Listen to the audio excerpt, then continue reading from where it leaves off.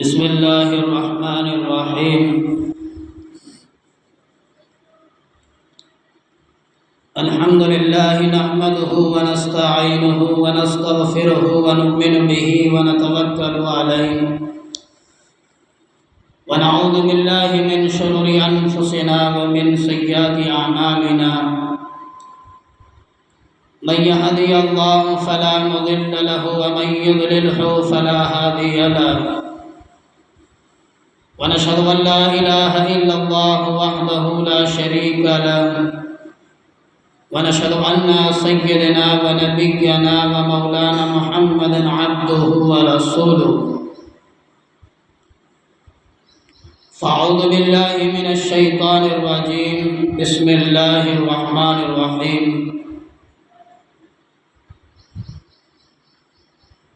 आमन्तु बिल्लाहि व मलाइकतिहि व कुतुबिहि व रसूलिहि वल यौमिल आखिर वल क़द्रि खैरिहि व शर्रिहि मिनल्लाहि तआला वल बाअसि बअदल मौत। क़ाल रसूलुल्लाहि सल्लल्लाहु अलैहि वसल्लम अस्सलामु अलैकुम या अहलल क़ुबूर यग़फ़िरुल्लाहु लना व लकुम व अंतुम सलाफ़ुना व नहनु बिल अस्रि। सदक़ल्लाहुल अज़ीम व सदक़ रसूलुहुन नबियुल करीम व नहनु अला ज़ालिका लमिनश शाहिदीन वश्शाकिरीन वल्हम्दुलिल्लाहि रब्बिल आलमीन। अल्लाहुम्मा सल्लि अला मुहम्मदिन व अला आलि मुहम्मद कमा सल्लैता अला इब्राहीम व अला आलि इब्राहीम इन्नका हमीदुम मजीद। अल्लाहुम्मा बारिक अला मुहम्मदिन व अला आलि मुहम्मद कमा बारकता अला इब्राहीम व अला आलि इब्राहीम इन्नका हमीदुम मजीद।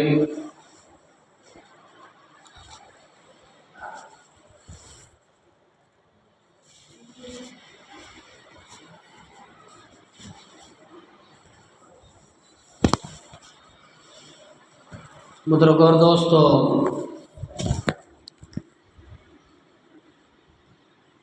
अल्लाह तबारक व तआला ने इंसान को पैदा फरमाने के बाद उसकी मौत भी लिख रखा है।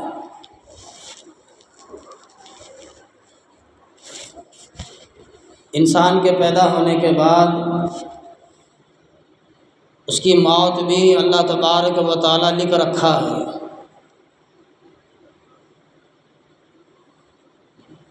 और दुनिया को बनाया रब्बुल आलमीन ने, और दुनिया को भी फ़ना होना है। हर एक मखलूक अल्लाह की पैदा करता है और हर एक मखलूक को अल्लाह तबारक व तआला फ़ना करेगा। और इन मखलूक़ात में एक मखलूक ऐसी है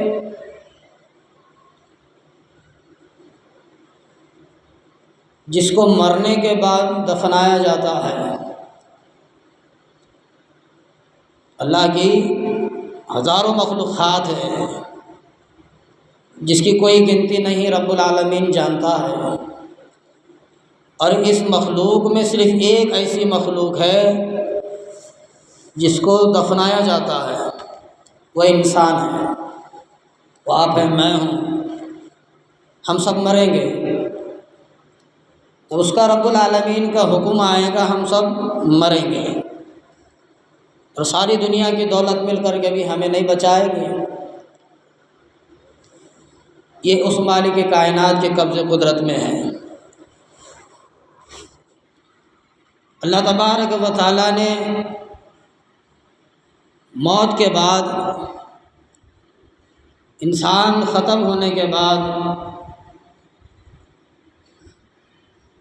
एक चीज़ को ऐसी रखा है, ऐसा बनाया है एक चीज़ को जो मरने के बाद इंसान की एक चीज़ चालू रहती है जिसको कान कहते हैं।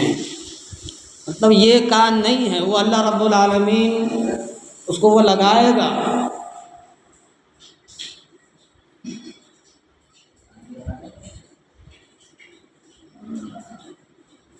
हज़रत जिब्राइल अलैहिस्सलातु वस्सलाम अल्लाह के सबसे मुक़र्रब फ़रिश्ते हैं और अज़ीम फ़रिश्ता है। सारे फ़रिश्तों में एक है अज़ीम। इन्हें कुरान में रूहुल अक़दस कहा गया है और रूहुल आमीन जिसे क़बास से याद किया गया है।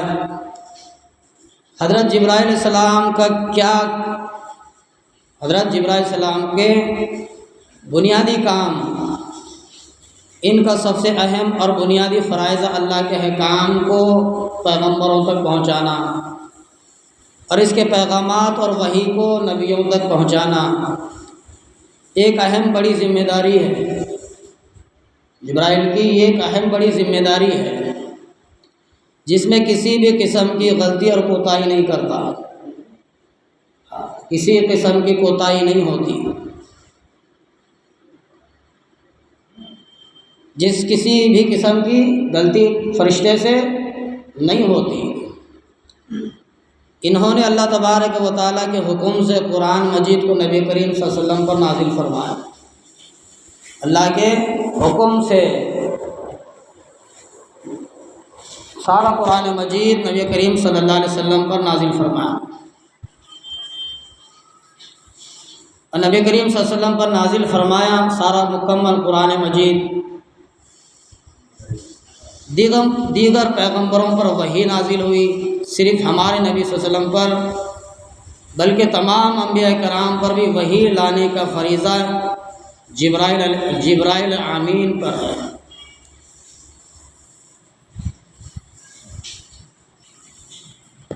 तो मेरे दोस्तों और बुजुर्गों, अल्लाह रब्बुल आलमीन ने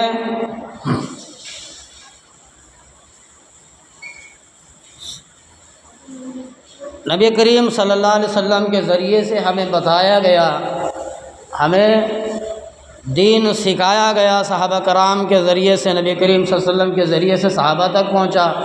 कुतुब अब्दाल औलिया कराम बुजुर्गान दीन से हम तक पहुँचा है। आज हम कुरान को और हदीस को सुन सकते हैं और सुनकर अमल करने वाले बनते हैं। अगर हमें बताने वाला नहीं, अगर हमें समझाने वाला नहीं, तो हम अमल करने वाले कैसे बनेंगे? पहले तो दीन को सीखना पड़ता है या तो सुनना पड़ता है। या तो सीख के अमल में लाना पड़ेगा ज़िंदगी में, या तो सुन के अमल में लाना पड़ेगा। बगैर सीखे बगैर सुने अमल में नहीं होता। अल्लाह तबारक व तआला ने हमें हर एक लाइन से अल्लाह की पैदा करदा निशानियों में से अल्लाह तबारक व तआला ने हमें भी निशानियों के तौर पर पैदा फरमाया है। हमारे अंदर भी निशानियां हैं। सबसे बड़ी निशानी इंसान के पास अल्लाह तबारक व तआला ने बख्शी है, वो रूह है। अगर रूह नहीं तो इंसान ज़िंदा नहीं है। रूह नहीं तो इंसान नहीं जी सकता, नहीं रह सकता। बगैर रूह के वो इंसान नहीं है। उसके सारे आज़ा काम करना बंद कर देते हैं। तो अभी मैंने एक हदीस का ज़िक्र किया है, अस्सलामु अलैकुम या अहलल क़ुबूर, जिसका मफ़हूम है नबी करीम सल्लल्लाहु अलैहि वसल्लम ने फरमाया कि ऐ कब्र वालो, तुम पर अल्लाह की सलामती हो, तुम पर अल्लाह रब्बुल आलमीन की सलामती हो और अल्लाह की रहमतें हो।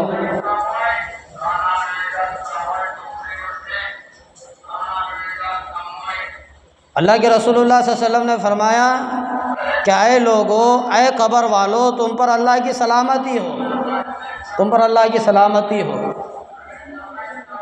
और तुम पर अल्लाह की रहमतें हो।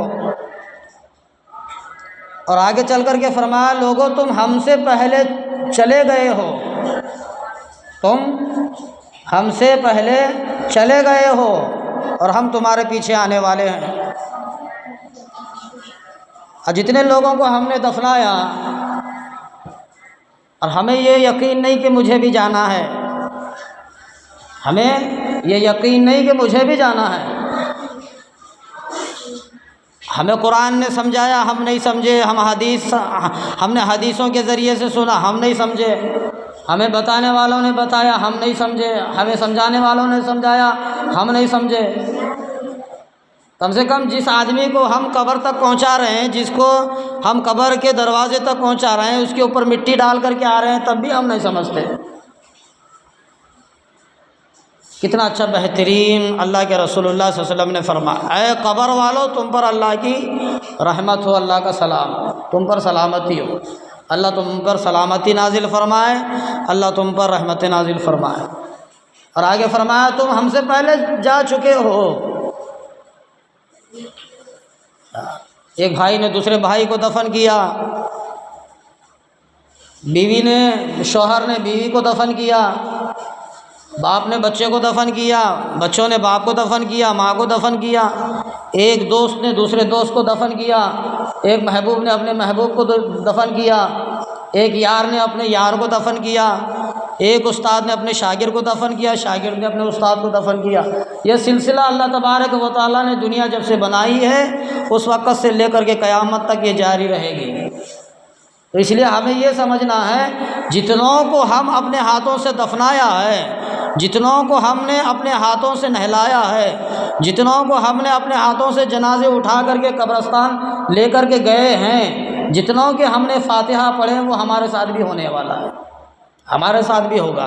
हमें भी नहलाया जाएगा, हमें पता नहीं चलेगा ठंडे गरम का। हमारे भी फातिहा पढ़ी जाएंगी, पता नहीं कि क्या पढ़ा जा रहा है। हमारे भी जनाजे में लोग शामिल होंगे, पता नहीं चलेगा कि कौन कौन आए हैं। तो इसलिए कहने का मंशा ये है, अल्लाह तबारक व तआला ने इंसान के बदन में कई सेंसर बनाए हैं। नाक है, नाक भी काम करती है, हाथ है, उंगलियां हैं, फिंगर्स है, थंब है, बोन हड्डियां हैं, लीवर है, किडनी है। ऐसे अल्लाह तबारक व तआला ने सेंसर को बदन में फिट किया है। और एक चीज़ ऐसी है, वो मरने के बाद भी सुनती है, वो कान है, कान, वो कान है।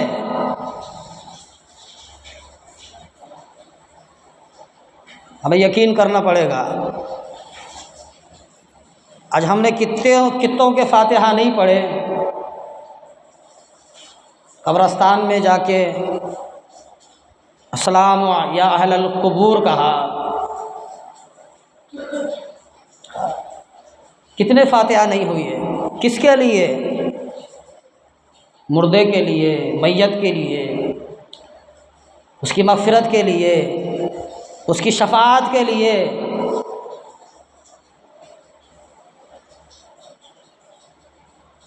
उसकी कब्र भी ठीक हो, उसका हशर भी ठीक हो, और उसकी पुलसिरात भी ठीक हो। और हमारी तो नीयत यह है कि वो जन्नतुल फिरदौस में पहुँचे। हर एक का मंशा ये होता है, घर में जिसका भी इंतकाल हो जाता है, उसकी राय, उसकी तमन्ना यही होती है, आरज़ू, कि बाप मर गए तो बेटे की आरज़ू ये होती है, मेरा बाप जन्नत में दाखिल हो जाए। बेटा मर जाए तो बाप की आरज़ू होती है कि मेरा बेटा जन्नत में पहुंच जाए।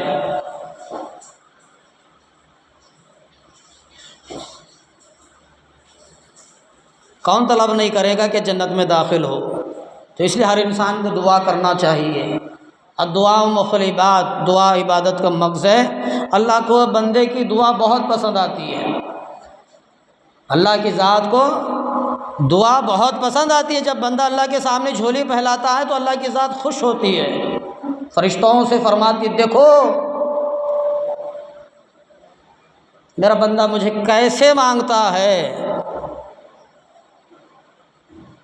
कैसे मांगता है। मेरे सामने ये बंदा मेरा झोली फैलाया हुआ है, मेरे सामने झोली फैलाया हुआ है और मुझे पुकार रहा है। तो इसलिए मेरे दोस्तों, अल्लाह से दुआ करो। अल्लाह दुआओं को सुनता है, अल्लाह बंदे की दुआओं को सुनता है। और दुआ मांगने वाले को अल्लाह की ज़ात बहुत पसंद करता है। जो अल्लाह को नहीं मांगता, अल्लाह की ज़ात नाराज़ होती है। तो फरमाया आगे चल करके, लोगों तुम हमसे पहले गुज़र चुके हो, हम भी तुम्हारे पीछे आने वाले हैं। हमसे पहले तुम गुज़र चुके हो और हम तुम्हारे पीछे आए। तो जब इंसान फौत हो जाता है, इंसान दुनिया से ख़त्म हो जाता है, इंसान दुनिया से चला जावे, इंसान को दफन कर दिया जाए, तो नबी करीम सल्लल्लाहु अलैहि वसल्लम ने फरमाया, इंसान को दफन करने के बाद जब बंदे लोग वापस होते हैं वापसी में, नबी करीम सल्लल्लाहु अलैहि वसल्लम ने फरमाया, मुर्दा जो कब्र में है इंसान के पैरों की आहट, चलने की आवाज़ भी सुनता है। अल्लाह के रसूल ने फरमाया, जिसको दफन करके वापस होते हैं तो लोगों की जो चलने की आवाज़ होती है, जो कब्र में मुर्दा है उसकी आवाज़ भी सुनता है। किसी ने फरमाया वो मसाइल है, कैसे सुनता है, जो मर गया वो तो मुर्दा है, सुनेगा कैसे? अल्लाह वाले फरमाते हैं, बुजुर्गान दीन, अल्लाह की ज़ात जिसको सुनाना चाहती है उसको सुनाती है और जिसको नहीं सुनाना चाहती है उसको नहीं सुनाती।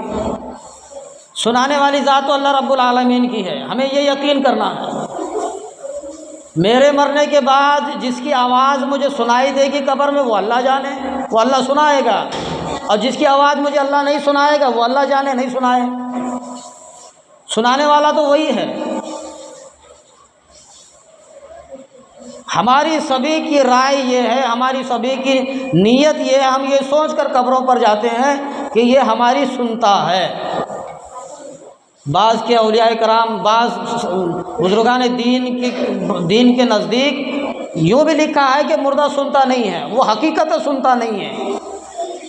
और यहाँ ये बात आती, अल्लाह की ज़ात जिसको सुनाना चाहती है अल्लाह सुनाता है, और जिसको नहीं सुनाना चाहता उसको नहीं सुनाता है। वो अल्लाह की मर्ज़ी की बात है। इसलिए फरमाया कि पैरों की आहट जो होती है वो भी जो कब्र में है पैरों की आहट भी सुनता है। और जो सलाम करते हैं अस्सलाम वालेकुम या अहलल कुबूर, तो कब्र में जो सोया हुआ है तो वो सलाम का जवाब भी देता है। हमें वो ताकत नहीं है, सुनने की हमारे पास ताकत नहीं है, लेकिन अल्लाह की ज़ात में वो ताकत है बंदे को सुना सके। अल्लाह के पास वो ताकत है कि बंदे को सुना सके। अब देखो, बाप दादाओं का ज़माना हमारा गुजरा है, ना फ़ोन था, कुछ नहीं था, तो आज एक जगह की बात दूसरी जगह जा रही है कि नहीं जा रही है? जब पता था हमें कि एक जगह की बात दूसरी जगह को पहुंचाना पड़ता है, एक लिफाफा लिख करके मनी ऑर्डर करना था पोस्ट के ज़रिए से, वो भी हफ्तों गुजर जाते थे, हफ्ते गुजर जाते थे। अब्बा जान ने ये कहा है, हाँ बहन ने ये लिखा है, ससुर ने ये लिखा है, वो सारा पर्चा पढ़ना पड़ता था। आज नहीं है, आज जिसको भी कहना है बस सेकंड में पर्ची पहुंच जाती है। जब हमारी और तुम्हारी बनाई हुई चीज़ को हम एक सेकंड में लोगों तक पहुंचा सकते हैं, अपनी मन की बात एक सेकंड में लोग को बता सकते हैं हम हैं, तो क्या अल्लाह नहीं पहुंचाएगा बंदे तक? क्या अल्लाह की ज़ात उस तक नहीं पहुंचाएगी? अल्लाह पहुंचाने पर कादिर है, अल्लाह पहुंचाएगा। और एक जगह में हदीस में फरमाया अल्लाह के रसूलुल्लाह सल्लल्लाहु अलैहि वसल्लम ने, कब्रस्तान इसलिए जाया करो कि तुम्हें आखिरत याद आ जाए, आखिरत तुम्हारी ताज़ा हो जाए। हमारी आखिरत हमें नमाज याद नहीं दिलाती, हमारी आखिरत हमें दीन याद नहीं दिलाता। कब्रस्तान पहुंचने का मकसद ये है, कब्रस्तान जाने का मकसद ये है कि ईमान हमारा ताज़ा हो, हमारा आखिरत हमारी बने।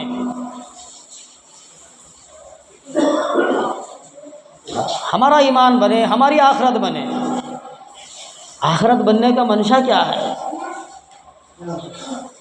कई हमारे कब्रस्तान में आप देखे होंगे यहाँ के होन्नडी के हमारे कब्रिस्तान में एक कब्र के बाद एक कब्र खुली है और तीसरे नंबर पर एक सोया हुआ है। तो बीच में किसके लिए बाबा? तो मुझे सोना है, यहाँ मुझे सोना है, ये मेरा ठिकाना है, ये मेरी जगह है। इतना बंदे को यकीन है कि मैं मर के यहाँ आके मैं सोने वाला हूँ, इतना यकीन बंदे को है, इसलिए अपनी जगह फिक्स बनाया हुआ है। लेकिन आखिरत पर ईमान नहीं है, आखिरत की फिक्र नहीं करेगा बंदा। यकीन है कि मैं यहाँ सोऊंगा,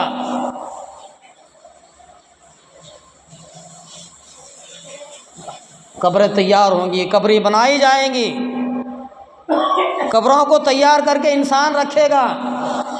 कब्र में सोने के लिए अपना माल, अपना रुपया जमा करके रखेगा कफन दफन के लिए, कि मुझे कब्र में जा कर के सोना है, यकीन है उसको। लेकिन आखिरत का यकीन नहीं है। आखिरत का यकीन क्या है? अपने ईमान को मजबूत बनाना, अपने ईमान को मजबूत बनाना। आखिरत की फ़िक्र ये है। दुनिया के तलब में, दुनिया की झंझट में हमारी आखिरत बर्बाद हो रही है। दुनिया के चक्कर में, दुनिया की तलब में, दुनिया के ऐश व इशरत में हम खुद अपनी आखिरत को तबाह बर्बाद कर रहे हैं।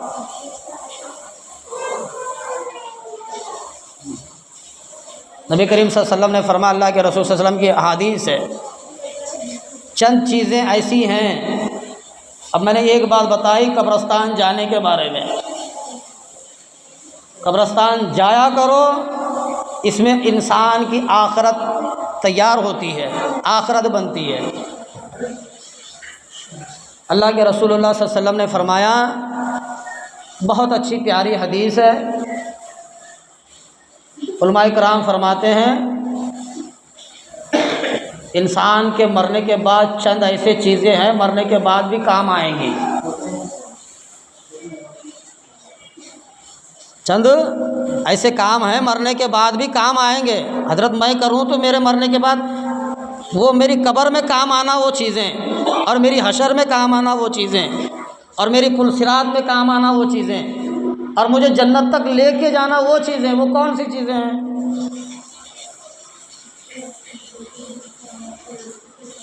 एक इल्म है, इल्म।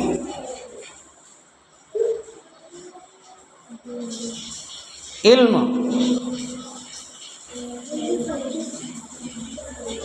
हम सारे खाली हैं इल्म से। इल्म क्या है? थोड़ी मोटी सी बात, इल्म क्या है? नमाज के लिए हम खड़े हुए हैं, नमाज के खड़े होने के बाद हमें क्या पढ़ना है, इतना तो इल्म होना। सबसे पहले नीयत है, उसके बाद सना है, उसके बाद सूरह फातिहा है, उसके बाद ज़ंबी सूरा है, उसके बाद रुकू में क्या पढ़ना, किस तरीके से रुकू करना, उसके बाद क़याम के बाद 2 सजदे हैं, फिर अत्तहियात है, अत्तहियात किस तरह करना, अत्तहियात में क्या पढ़ना, और सलाम किस तरीके से फेरना, दुआ किस तरीके से करना। यही तो इल्म है। इल्म इसी को कहते हैं। इल्म का होना बहुत ज़रूरी है। ये मरने के बाद काम आएगा इल्म। बगैर इल्म के कोई नमाज काबिल कबूल नहीं है। बगैर इल्म के नमाज कबूल है ही नहीं। नमाज पढ़ रहा है तो नमाज का इल्म होना बहुत ज़रूरी है। मुझे गाड़ी चलानी नहीं आता, किसी ने गाड़ी के ऊपर बिठा दिया, मौलवी साहब लेके चलो, क्या होगा? बेड़ा गर्क हो जाएगा। मुझे ये काम आता ही नहीं कि मौलवी साहब ये काम तुम्हारे हवाले, ये तुम करो, तो वहाँ तो बेड़ा गर्क होगा, बर्बादी के सिवा कुछ नहीं है। तो हर एक काम का इल्म अलग है, और हर एक काम का इल्म इंसान को आना बहुत ज़रूरी है। पहला तो इल्म है, इल्म मरने के बाद काम आएगा। अब हम तो सीखे नहीं बाबा, बुढ़े हो गए, 70 60 साल की ज़िंदगी ख़त्म हो गई हमारी, अब हम इल्म कहाँ से सीखेंगे? अब तो कब्र है।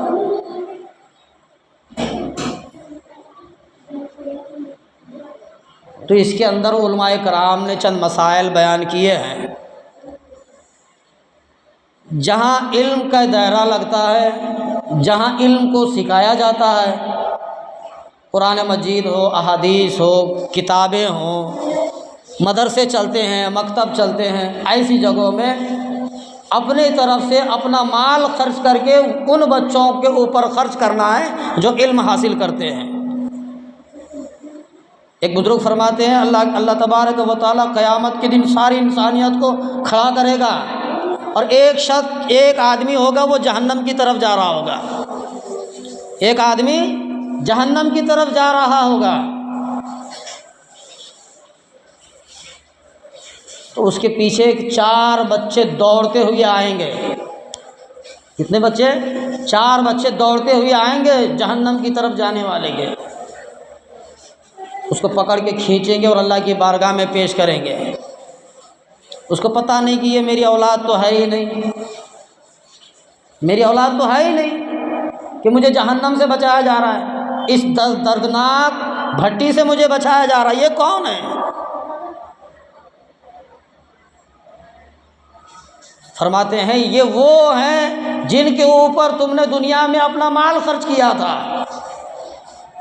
इल्म के खातिर तुमने इनको हाफिज बनाया था, अपना माल इनके ऊपर खर्च करके तुमने इनको आलिम बनाया था, तुमने इनको नमाज सिखाई थी, तुमने इनको रोज़े के अहकाम सिखाए थे, तुमने इनको कुरान सिखाया था, तुमने इनको अखलाक सिखाया था, तुमने इनको दीन की ज़िंदगी बताई थी, तुमने इनको अल्लाह की ज़ात क्या है, अल्लाह की ताकत कुदरत क्या है, तुमने इनको ये बताया था, तुमने इनको एक अल्लाह वाला बनाया था, तुमने इनको एक ख़तीब बनाया था, तुमने इनको एक वली बनाया था, तुमने इनको एक दीन पर चलने वाला बनाया था, तुमने इनको एक तहज्जुद गुजार बनाया था, तुमने इनके ऊपर माल खर्च करके इनको ये बनाया है। तुम जहन्नम में जा रहे हो, तुम्हें खींच करके जन्नत में लेकर के जाने वाले बनाए हो। उतना तो भी करना है, वो भी करना है। और तीसरी चीज़ अल्लाह वाले फरमाते हैं औलाद। तीसरी कौन है? औलाद। मरने के बाद काम आने वाली औलाद है। हम कितने ही बड़े से बड़े अल्लाह वाले को भी कब्र के सामने खड़ा करके भी अगर फातिहा पढ़ने लगाए तो जितना औलाद की ज़ुबान से, दिल और यकीन से बात ज़ुबान से बाप के हक़ में निकलती है, उतना मौलवी साहब के ज़ुबान से नहीं निकलती जी। बड़ा अल्लाह वाला भी रंग है। हाँ, एक वली अल्लाह वक़्त के वली को भी अगर बाप की कब्र के पास खड़ा करके चलो हजरत फातिहा पढ़ो, जितना अपने बेटे का अक़ीदा अपने बाप के लिए है, मोहब्बत जितनी उछलती है बाप के हक़ में, उतना स्पीड उसकी दुआ नहीं पहुंचती मौलवी साहब की जितनी बेटे की पहुंचती है। ये मौलवी साहब के सालों गुजर जाएंगे, बीच में अभी चढ़ाओ उतराओ सारे आएंगे, लेकिन मौलवी साहब की दुआ बाप के सिराने नहीं पहुंचेगी, लेकिन बाप बेटे की वो पलट कर पीठ फेरता नहीं, उसके बाप के हाथ में कबूल हो जाती है। इतनी बड़ी चीज़ है। मौलवी साबित करना जी, फातिहा मौलवी साहब, दुरूद शरीफ मौलवी साहब, कब्र के सामने मौलवी साहब। नहीं तो मसाइल को समझना है थोड़ा। इसकी मौलवी साहब की दुआ कबूल होने के लिए बाप के हक़ में सालों गुजर जाते हैं। बेटे की यूँ बेटा पलट के पीठ फेरता नहीं, अल्लाह उसके हक़ में दुआ कबूल कर लेता है। इसलिए दुआ कब्रस्तान इसलिए जाया करो कि दुआ के लिए, दुआ करना है माँ बाप के लिए और अपना ईमान ताज़ा करने के लिए जाना है। औलाद ये मेन चीज़ है। औलाद को बंदा छोड़ जाता है तो जितने काम औलाद दुनिया में करती है, इसके काम के करतूते उसका अजर उसकी बाप को मिलता है कब्र में। अच्छा काम करो, अच्छा सवाब बाप को मिलेगा, बुरे काम करो, बुरे काम का अजर बाप को मिलेगा।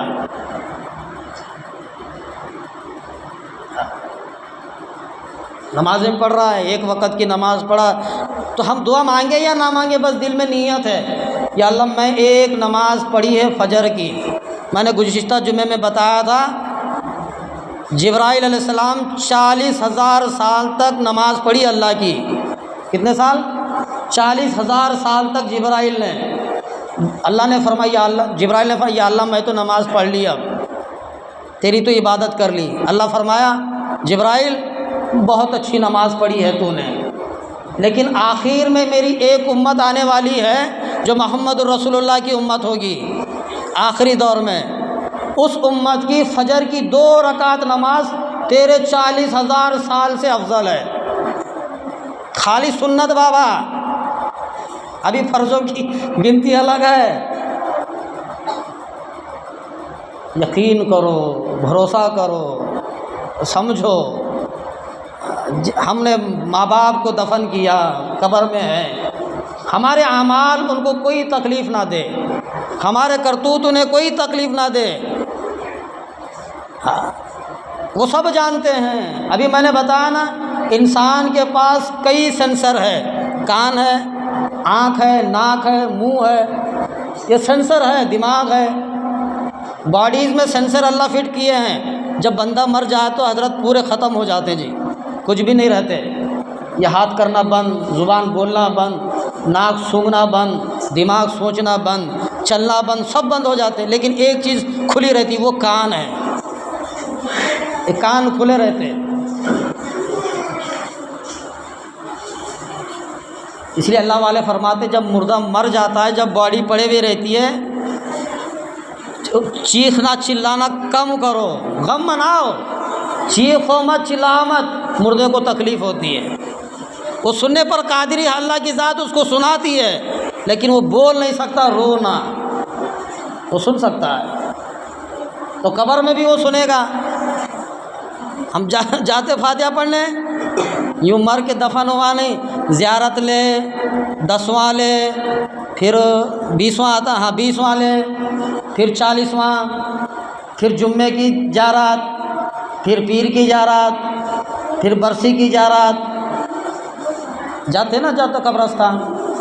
किस लिए?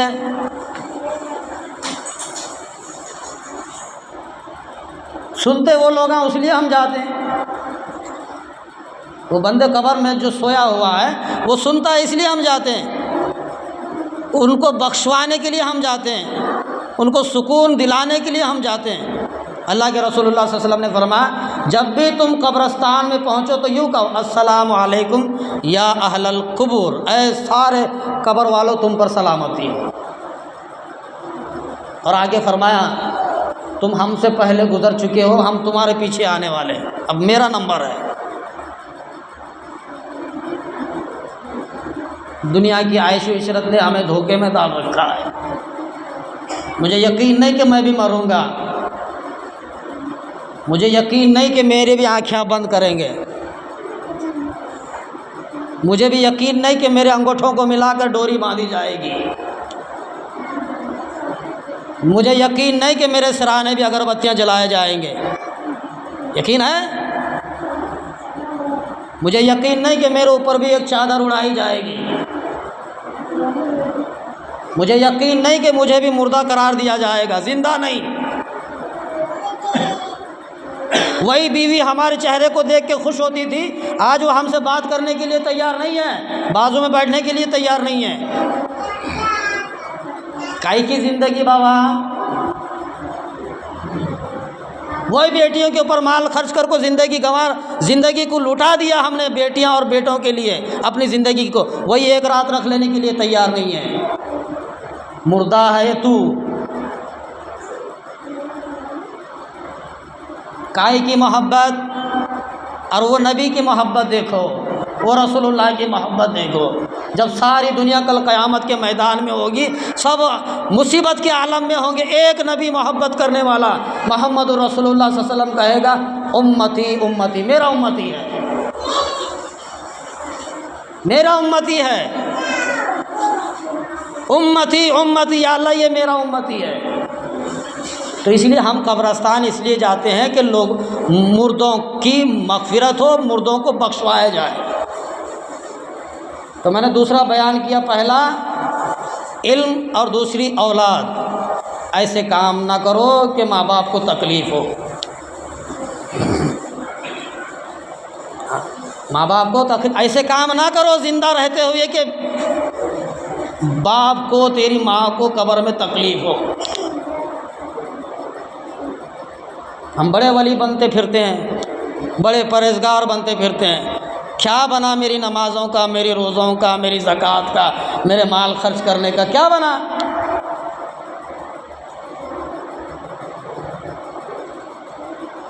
अल्लाह उनको सुनाएगा भी, अल्लाह उनको दिखाएगा भी। देखो, एक कंट्री की बात एक कंट्री में हम सुनते हैं, बैठे जगह देखते भी हैं। ये इंसान की बनावट है जी, इंसान की बनावट है। आज हमारे पास मोबाइल है, बैठे जगह हम सारी कंट्रियों की चीज़ें यहाँ मोबाइल में देख सकते हैं और हर जगह बात भी कर सकते हैं। ये इंसान का बनाया हुआ देख भी सक रहे और सुन भी सक रहे हैं। क्या अल्लाह कादिर नहीं कि हमारे काम कब्र वालों को बताए? क्या अल्लाह की ताकत नहीं है कि हमारे करतूत उनको सुनाए?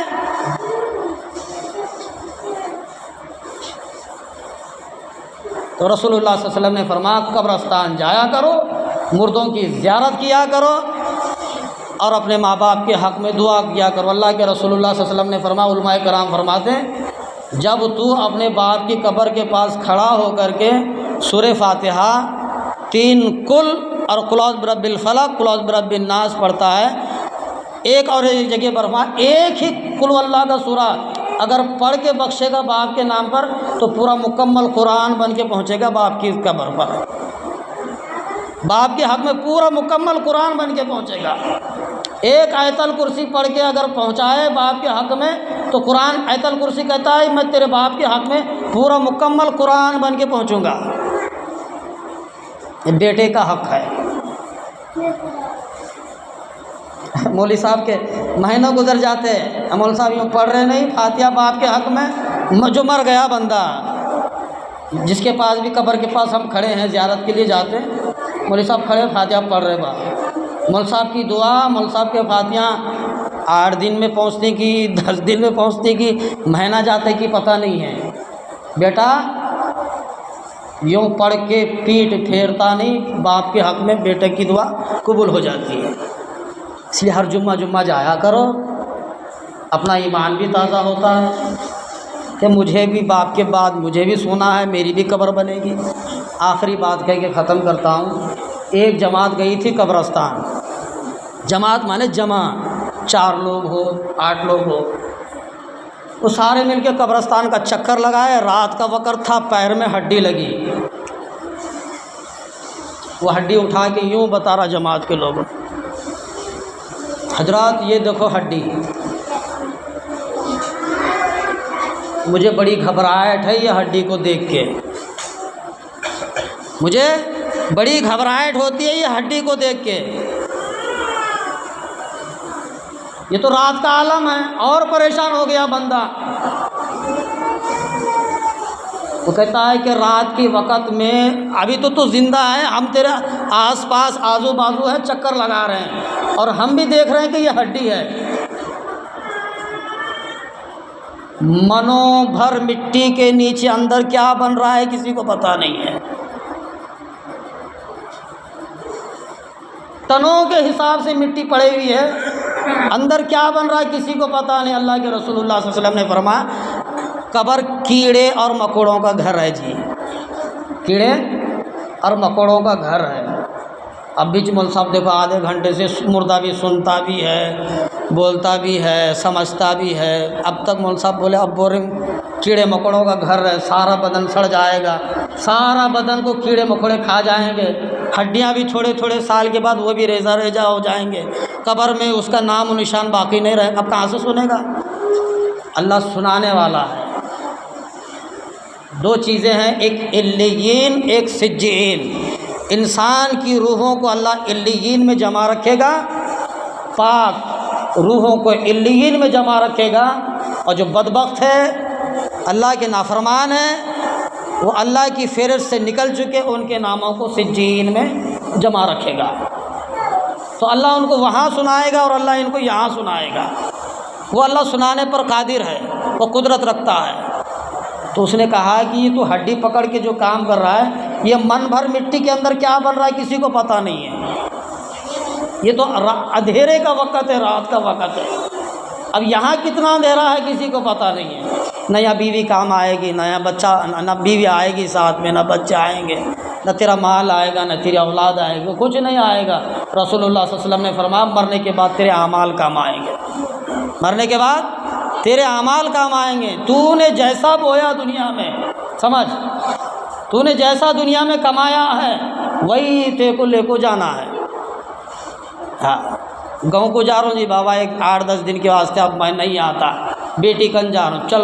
बीवी क्या करती है, मर्द जा रहा बाहर, अच्छा सा खाना तैयार करके 4-5 गेहूँ की रोटियाँ, सुक्का अचार भन के, एक 4-5 दिन सफ़र के लिए हजरत जा रहे मेरे, तोशा भन के भेज देते। सफ़र है, तूने जो तैयार करके घर से लेकर के गया था वो रास्ते में खाया पिया खुजाया ख़त्म किया, वापस लौट के आना है। दुनिया मुसाफिर खाना है, दुनिया कैद खाना है, इससे पार होकर के जाना है और कब्र हशर में अल्लाह की बारगाह में खड़े होना है। ये समझो, हमको भी मरना है, हम भी दुनिया छोड़ करके जाना है। इसलिए कब्रों की ज़ियारत करो, कब्रों के पास खड़े होकर अपने बाप के हक़ में दुआ करो। कब्रों में जाते ही इसीलिए कि दुआ करने के लिए, जुमा जाओ, रोज़ जाओ, हफ्ते में एक बार जाओ, महीने में एक बार, जब भी मन पड़े जाओ, यूँ चक्कर लगा करके कब्रस्तान का, फिर वापस आ जाओ। न नारियल की ज़रूरत है, न अगरबत्ती की ज़रूरत है, न फूल की ज़रूरत है, कुछ नहीं, बस एक डाली तोड़ी, चीरी, गाड़ी, फातिहा पढ़े, वापस आ गए। कितना आसान है। जब तक वो डाली सूखती नहीं उस वक़्त तक कब्र में अज़ाब होता नहीं, मुसीबत उस पर आती नहीं, और वो भी खुश। मेरे बेटे को मैंने जवान किया, शादी की, इतना माल खर्च किया, इतना पढ़ाया, इतना लिखाया, आज मेरा बेटा याद आया, मैं याद आया, मेरे बेटे को आज मैं याद आया। अल्लाह दिखाएगा, देख तेरी औलाद आई है, अल्लाह दिखाएगा। इसलिए ज़ियारत करो, चक्कर लगाओ, हमारा भी ईमान ताज़ा होता है।